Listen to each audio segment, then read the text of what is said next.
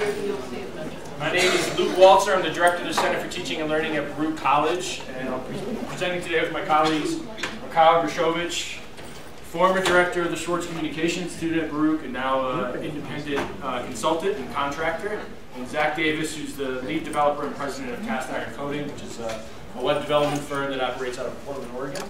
We're going to be talking with you guys today and hopefully hearing from you guys today about a tool that we've developed over the past several years at Baruch College called Vocat. And Vocat, originally as an acronym, stands for the Video Oral Communication Assessment Tool. And a little bit about Baruch College to kind of set the context for this tool. Baruch is one of the colleges in the City University of New York, which is the largest urban public university system in North America. We have 250,000 students across CUNY. Those are our matriculating students. Baruch itself has about 15 to 17,000 students given the particular year. And most of our students are either the first, most of them are the first generation in their family to go to college. Many of them are either immigrants or children of immigrants. And the college has designed a very intensive and robust communication skills curriculum. And with the recognition that one of the primary problems with our students when they were graduating was that they did not have refined communication skills. So the Video Oral Communication Assessment Tool was released in 2007. This is actually the second version of the tool that you're looking at right here. And it basically allows for the asynchronous grading and giving of feedback up to uploaded videos. Okay? And since 2007, we've over 15,000 students have used the tool, have gotten feedback on videos. More than 20,000 videos are currently in the system. It's used in over 1,000 sections since 2007, and around 300 or so faculty members have used it. So we've had significant uptake of the tool at the college over the past 6 years. We are currently completing a complete rebuild of Vocat.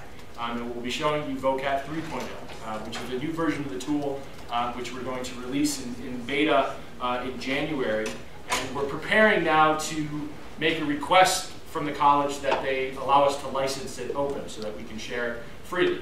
We're confident that we'll be able to get this from them, although we have some concerns. But we're still confident. So what we're going to do is Mikhail's going to walk you through the new version of the tool, and what we'd like to hear from you all is use cases, ways that you think we could stretch the tool. And we're going to be able to take all of these ideas and evidence and kind of roll them into the way that we make the request to make the tool open and widely shareable. Okay, so I'll hand it over to Mikhail. As Luke said, I'm Mikhail Grishevich. For almost 10 years, I directed the Schwartz Communication Institute, which is a unit at Baruch College charged with helping our students become better communicators. And one of the projects that I began during my tenure was Vocat. And I, for a number of years, sought funding to rebuild Vocat. We got it last year. When we presented on Vocat at Open Ed last year and the year before that, we didn't know that we were going to have funding to rebuild it, but now here it is. We rebuilt it, and what you're seeing, you're among the first people to see the new version of the tool. Before I show you the tool, just a quick, the pedagogy behind it is fairly simple. Students tend to really benefit when they see themselves present. When they see video of themselves presenting, they see things that they do they don't realize that they do. And then that presents a teaching opportunity. So with that, let me show you Vocat. So this is when I log in as an instructor. I'll show you the instructor interface today. So when I log in as an instructor, my name is Madi Dubuque, and here I see my splash screen, and then I see some statistics about my course. And can you actually dim the lights a little bit? Yeah, thanks. Thank you. So when I click on the course name, I see my students and I see the assignments. The assignments are up here, the project, and my students are here. And you see which ones have been scored and the kind of the scoring, the index, the percentage that's there, and you see whether or not they've been published. What that means is whether or not they're visible to the student. Right? So student presents, I score that student, I can choose to publish those scores or to keep them hidden for now. So let's take a look at Wilhelmina Hackett here. And so Wilhelmina looks a lot like Tim Owens. And so here we see Wilhelmina's presentation, and we can watch it.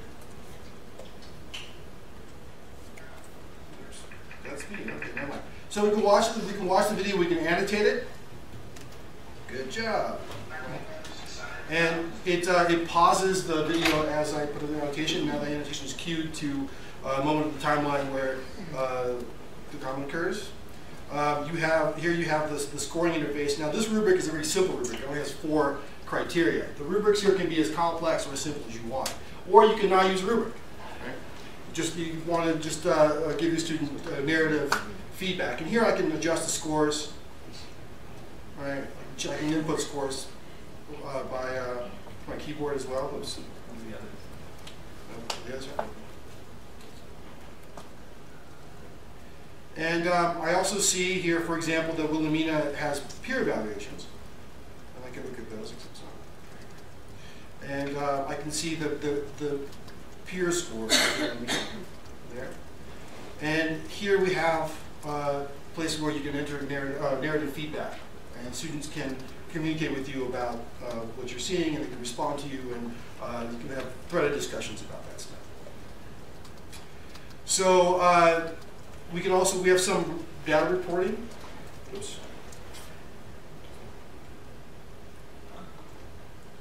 And here we see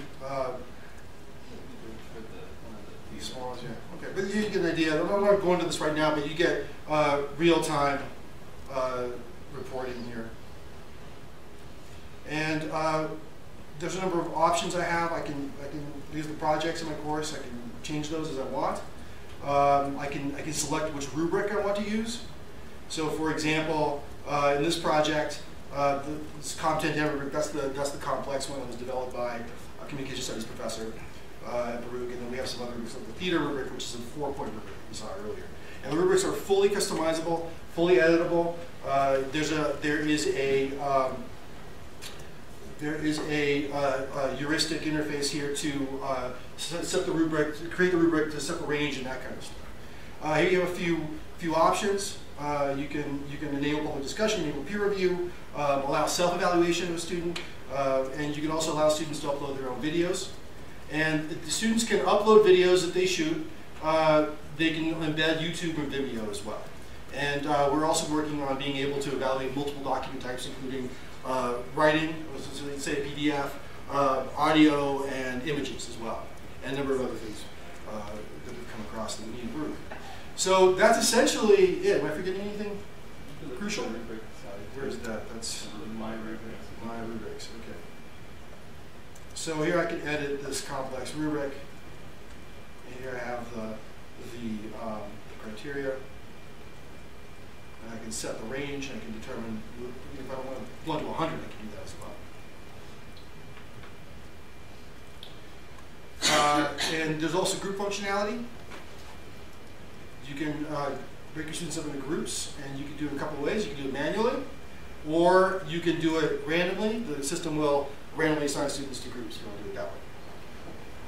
And all students in a particular group see that group presentation, right? Whereas if you're a student and I don't have peer review enabled, then only you can see your own video. So that's essentially it. The student interface is similar, although it doesn't have the management stuff as you see here. One of the important features of Vocat 3.0 is server-side transcoding. One of the big obstacles we had to scaling the tool and also sharing the tool in the past was that all the video had to be uploaded by a technician who sat in one office with one big fat Mac and did all the transcoding there. Now that happens server-side, which is key. And it's also very, very inexpensive using the Amazon transcoding service. And for the 3,000 minutes of video that we do every year, it's like $450. So it's fairly affordable.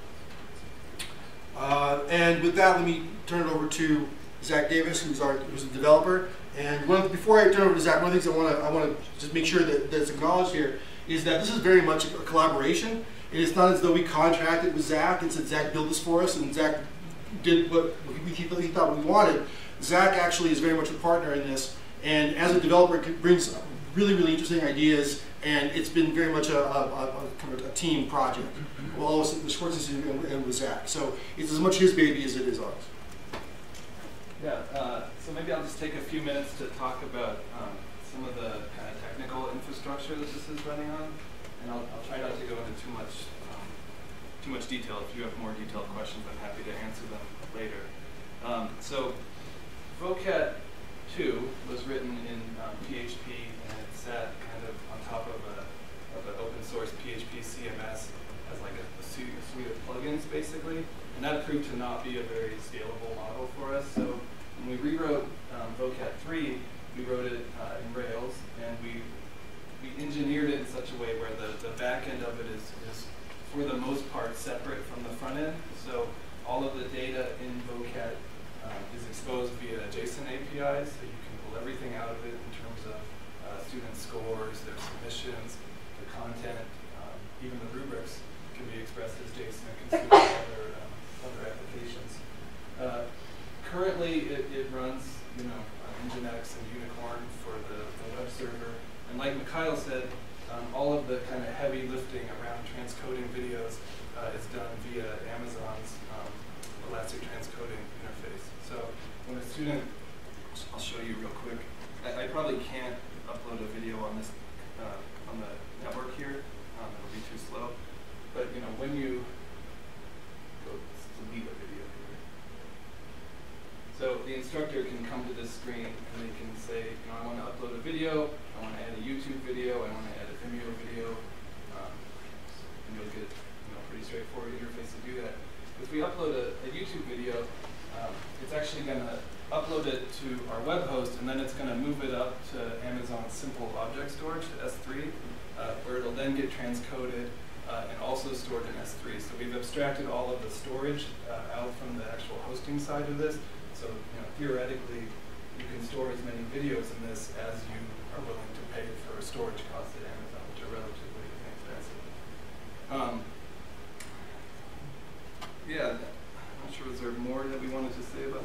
No, I think just kind of reiterate the primary differences between Vocat 3.0 and 2.0, or the server-side transcoding. These are all things that we focused on as a way to make the tool more shareable and more scalable. Well, not scalable. Scalable. Scalable. That's Vocat 4.0. So the server-side transcoding of videos, the more flexible rubrics tool, obviously a much updated design, right.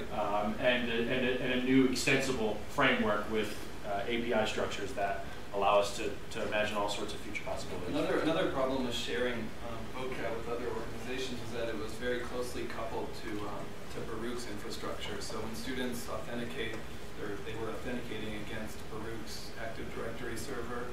When courses were created, it was Vocat would query some Oracle databases at Baruch and pull in all the enrollment information, so that's not being entered manually.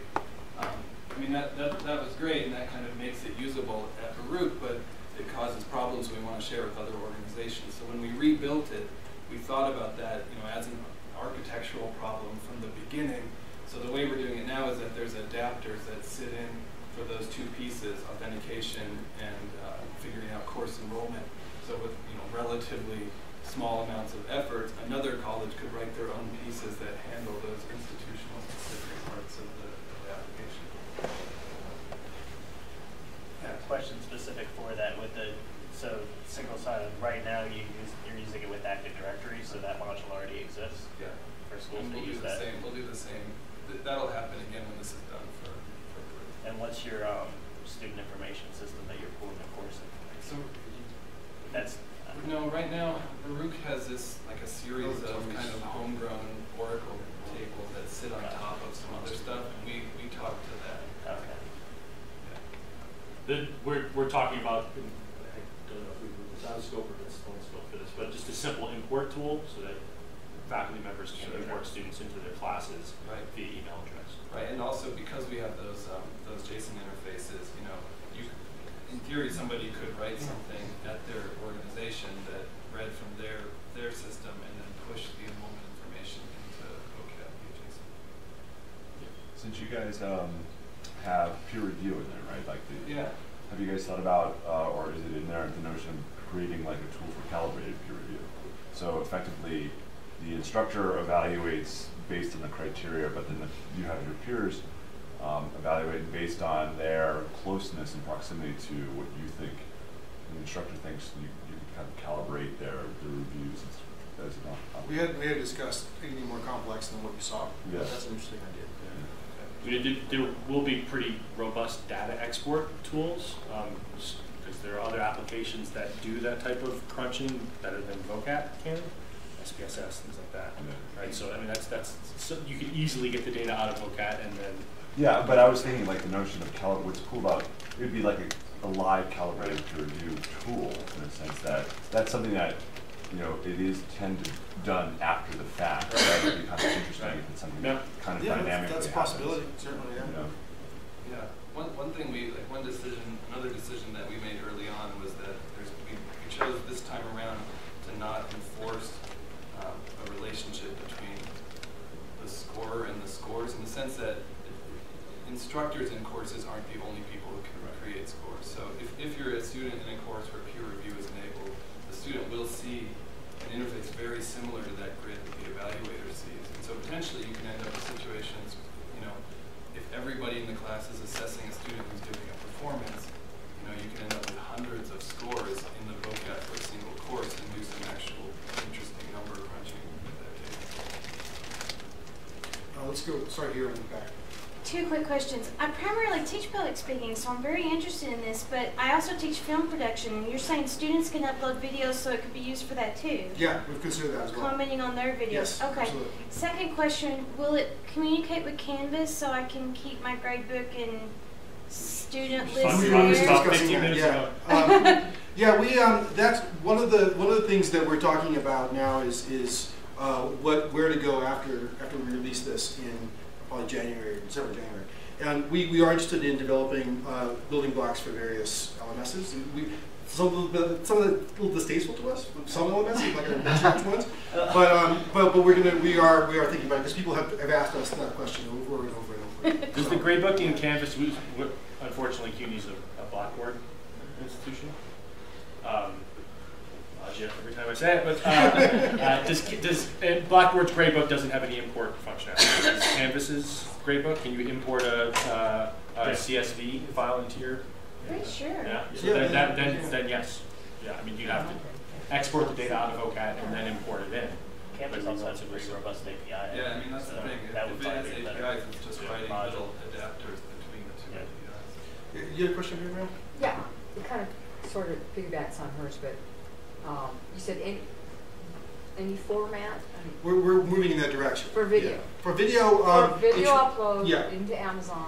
Any format. AVI, It has to be a format that's supported by Amazon's transcoders, which is, I couldn't tell you how many it is right So now. there's a great deal now. There's a number, and Amazon's constantly adding new ones. And you can also do audio too. And then, is it the instructor uploads them all, or is it students? It just depends on the use case. Depends on how the course right, is exactly. configured. So you can, when you set up a course, you can choose whether to allow students to upload their own videos or not. If they can, then they can. If not, you do it. Or an administrator. Yeah.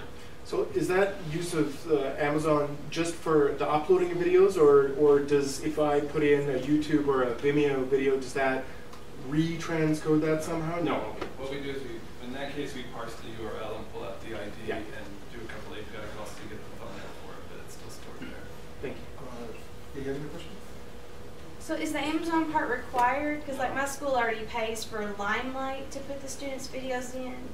Would it work with that instead of having to pay Amazon? So currently, I mean, at the point we're at now, we've worked in that as a dependency. However, adding some configuration so that it's posting this to somewhere other than Amazon would be a pretty low-hanging feature, I think. Yeah. Now this may seem like a really idiotic question to you and to her, but if there's captioning within the video, it wouldn't be distorted or anything, right? If it's with the captioning, let's say YouTube, and I have captioning added to YouTube, and then I upload to YouTube. Okay. It doesn't really a layer on top. Another thing that we've done, which is still like a pre-alpha feature, is and it's related to captions, we're taking the annotations on the video and expressing them as a VTT file, so when the user sees the video full screen, the annotations that the instructors provided show up as captions on the bottom of the video as they're watching. Okay.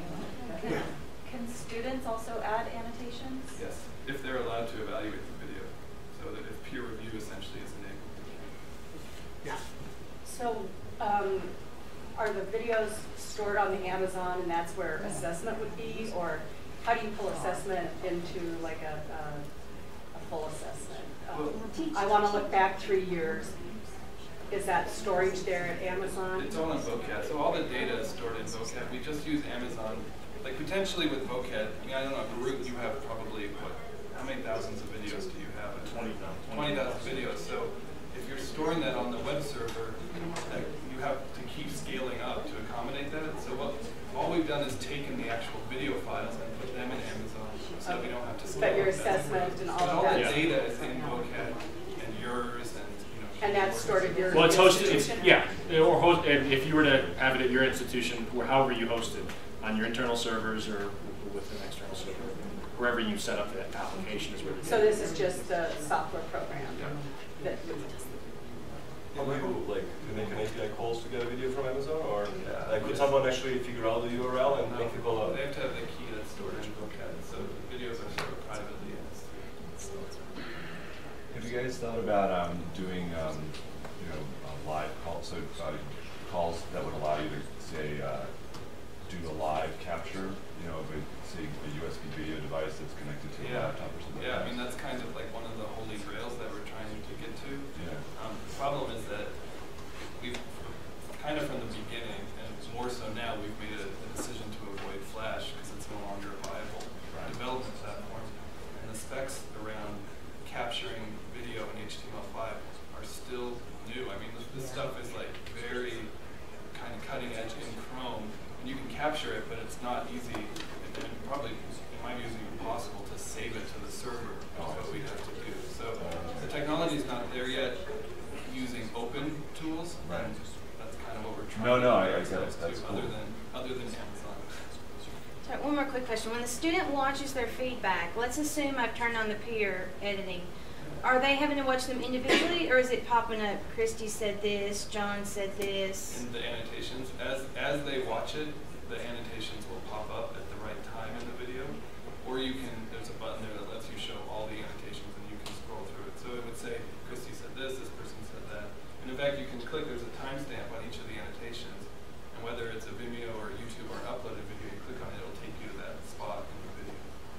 Can you turn them off too? The annotations? Not now. Because if you wanted them to do their peer review and then read all of the reviews after, so it'd be Well, just to kind of no dependence. Launch from that particular question, one of the things that we should say is that what we want to see happen with Vocat is for there to become, for a community of developers and users to develop, to grow around it. And in order to do that, it needs to be open. And that's the thing that we're really, really hoping will happen. And in December, we're going to make the pitch to the provost to do that. What we hope will happen is it'll be open and folks will be able to make changes like that. Let's say you have the means to or you have someone on your staff who can do whatever modifications to Vocat. They could add whatever features they want. They could remove features, whatever. It'll be open source. You can do it whatever you want. And that's so basically the answer to any question like that is yes, potentially. Right? Whether we do it or someone else does it. I mean, right now we have a private repository on GitHub with close to 1,000 commits in it, and once the higher ups say this can be open source, and that private repository becomes a public repository, and we hope people contribute with pull requests and give us new features. Yeah, we've been developing this with openness in mind. We'll see where we are in December with the provost. So yeah. Sorry, keep going. We had that. We were having a funny conversation about how this could have unintended uses. Like this notion of it could host like a rap battle or something like that. But it very much strikes me, and I'm sure Tim is already thinking about this, as it's almost a potential alternative to, say, the Kalturas of the world. Like there is no good open source video hosting community software. Kaltura's open source. Well, Kaltura says it is, and we've tried to work with them many times. And every time we reach out to them, every single time we reach out to them with, oh yeah, sure, we'll be back in touch, and they never get back in touch with us. And in Energy Calls last year, we even talked to the community guy about it, and said, listen, we've been trying to work with you guys, but you guys just haven't been responsive. Oh, I'm so sorry, I'll be back, I'll be in touch with you. No, nothing. So, I mean, Kaltura, we stopped taking them seriously. Well, but Baruch is running their digital media library in Kaltura. But the thing is that they're paying gazillions of dollars to do that. Right. Right? What's open and you know, how open is open in this Open and usable. I think a lot of the hard part, like the hard part of the problem is really the transcoding, in my view. And Amazon solves that in a big way, you know, because you don't have to maintain that transcoding infrastructure yourself, and you're not putting all that content. It's not locked up in some system that you potentially can't get it out of. It's just a file on Amazon that you have access to. Yeah, no, that was a game changer for us. Amazon released the transcoder, you know, I think a month after we started development, and it just changed everything. Wow. So we're out of time. Thank you all for coming, and plan to see this out in the open.